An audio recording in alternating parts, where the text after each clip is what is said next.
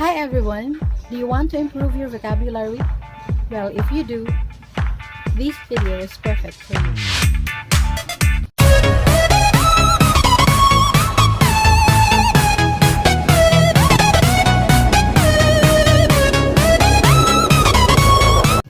Welcome back to my channel, Embracing English with Teacher Joanne.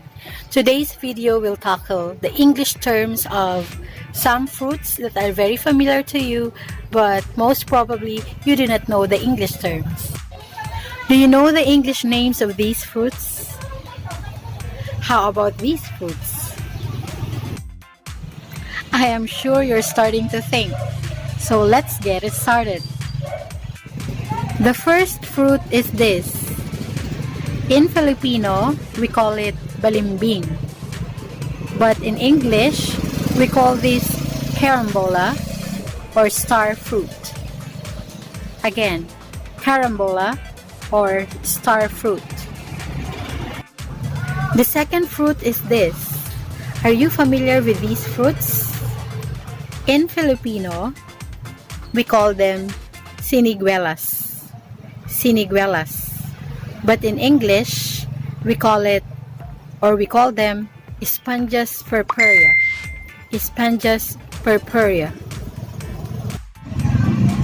The next fruit is this. I feel like eating. So this fruit is called singkamas in Filipino. Again, it is called singkamas in Filipino.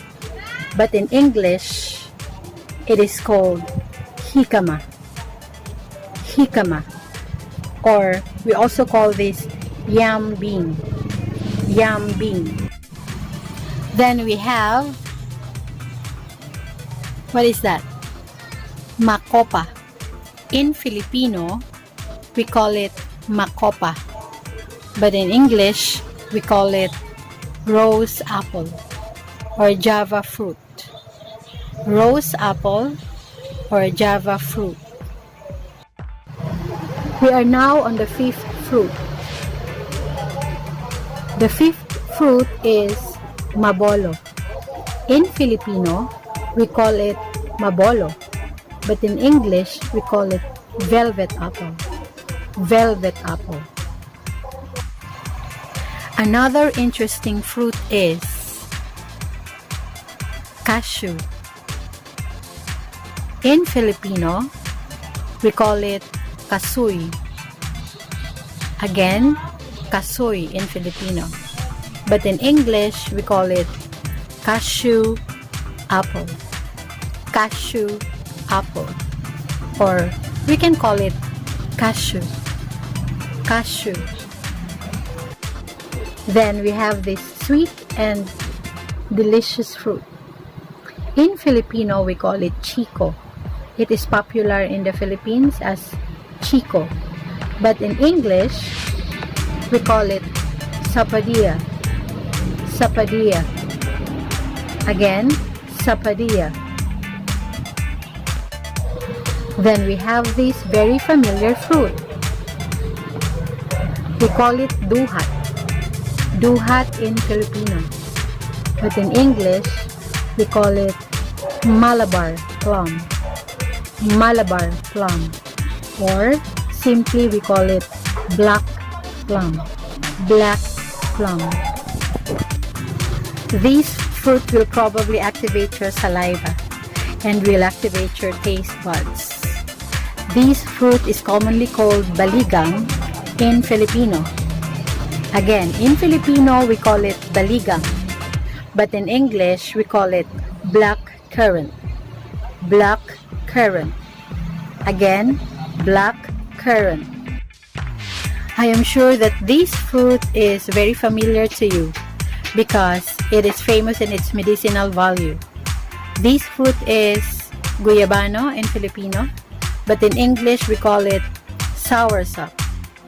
Again, soursop. How about this fruit? Are you familiar with this fruit? I think so. That is santol. Santol in Filipino, but in English, we call it cotton fruit. cotton fruit, and sometimes it is called sandor. Sandor. Have you tasted this fruit? This fruit is called atis in Filipino. Again, it is atis in Filipino, but in English, we call it sugar apple or sweet sops. Sugar apple or sweet sops. And the last but not the least, here it is, pomelo. This fruit is called pomelo in Filipino, but in English, it is called pomelo. Pomelo. Very near. It is called pomelo in English. I hope you learned something today. You know, guys, I'm very honored to be your guide for today's session, and I hope somehow I was able to add some words in your vocabulary bank.